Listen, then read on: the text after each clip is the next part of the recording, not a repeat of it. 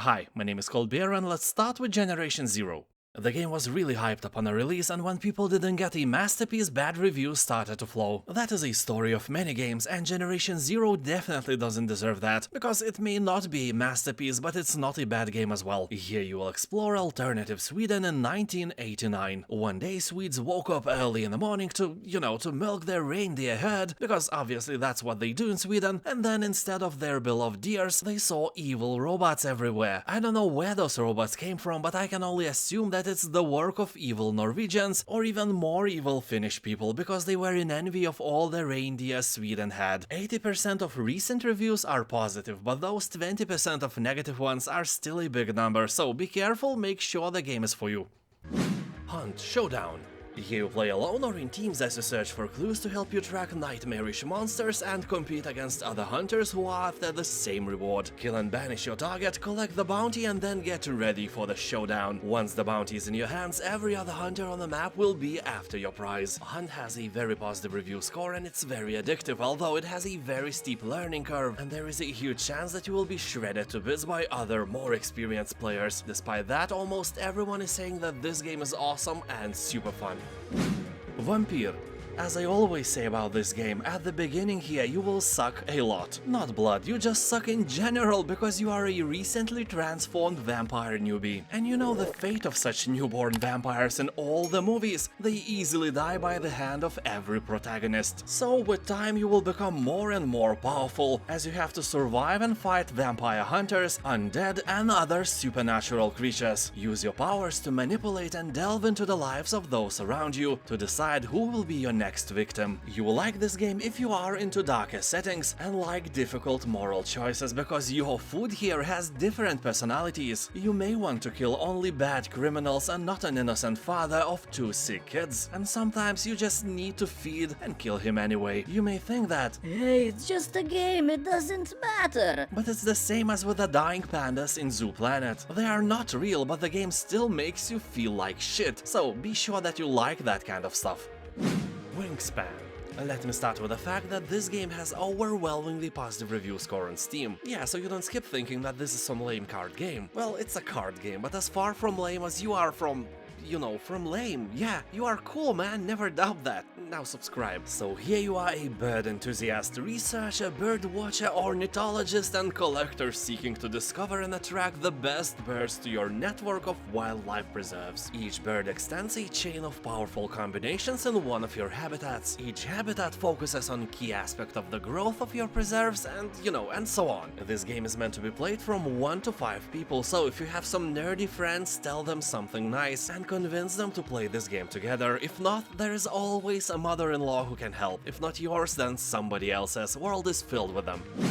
Anno 1800. Here you will take charge of your own fortune as you navigate the rapidly evolving technological landscape and malicious political arena of the 19th century. In other words, you will have to build an empire that will reach from stinky cities of Europe to the untouched jungles of South America. The game is rich with technological innovations and conspiracy, so it will provide you an opportunity to prove your skills as a ruler, or, disappoint everyone. You will create huge cities, plan efficient logistic networks, settle on an exotic new continent, send out expeditions around the globe and dominate your opponents by diplomacy, trade, warfare, or your pure awesomeness. The bad thing about this game is that it is armed with DRM and requires a Ubisoft account. Sometimes I think they do everything to repel you from buying their games. Those features do nothing, you can find the game in every pirate website anyway, so why even bother? I don't know. Anyway, 80% of reviews are positive, so if town builders are your spoon of potato salad, it may be an interesting choice for you. Close to the Sun. It's 1897. Deep in international waters, the Helios stands still. Born of Nikola Tesla's vision, the Helios station serves as a haven for greatest scientific minds. An unbound utopia for research, independent from the state and isolated from the gaze of society, free to push the boundaries of matter and time. So you will step aboard the Helios in search of your sister, and you will quickly discover that something went wrong. Grand halls stand empty, and a stench of rotting flesh lingers in the air. Why? Tell me why. Because there are bodies on the ground, rotting. Yeah, when you see that, it can ring a bell in your mind that it might be not the usual state of this beautiful place. Or is it? That's what you have to find out.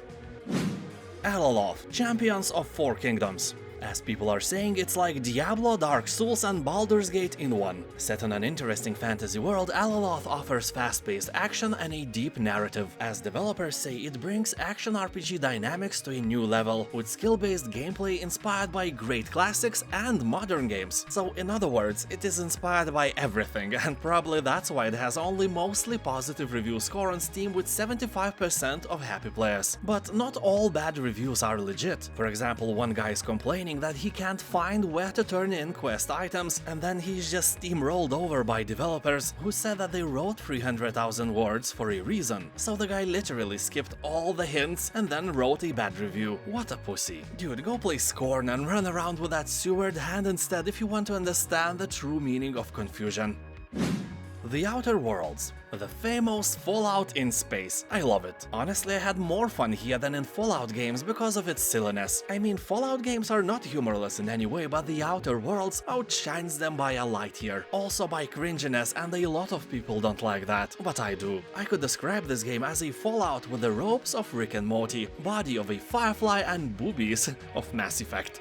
The gameplay is very smooth. Every step you take, every shot you make, everything feels right and balanced. Except when you get into melee and start swinging your giant thingy. That feels way worse. You can't really feel the impacts you're making, so the satisfaction level is something like 5 out of 10. And that's a shame because melee fighting is actually a huge part of this game. Don't make the same mistake I did in the character creation screen when I put 0 points into a close combat fighting. Here you will constantly run out of bullets, so the swings of your banhammer will be pretty usual thing. If asked what score it is worth, I would give this game 10 cold beers out of 10 and wouldn't even blink. It is a great game.